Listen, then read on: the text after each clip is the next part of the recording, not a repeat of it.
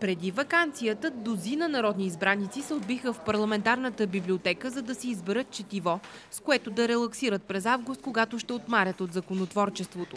На любимият си литературен жанр световната конспирация ще се отдаде най-колоритната депутатка от Атака Цвета Георгиева. Аз вярвам, че зад кулисите се движат едни сили, които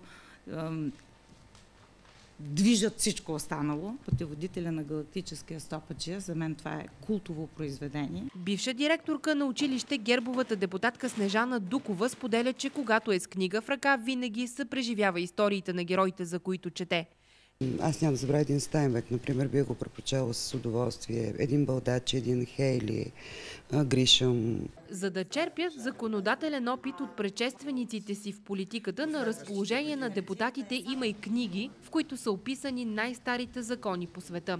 Докато е бил председател на Народното събрание, Захари Стоянов лично е пътувал в чужбина специално за да купува книги за библиотеката на Народното събрание. Именно към тази литература посяга по-често синият депутат Веселин Методиев. Повече чета книги, както казваше покойната ми баба, без пряка реч. Това е история на Търновската конституция, фактически от професор Баламезов от 1919 година, в която се разказва как България е станала европейска държава далеч преди претенциите на хора след падането на Берлинската стена, че европейски избор е направен в края на 20 век.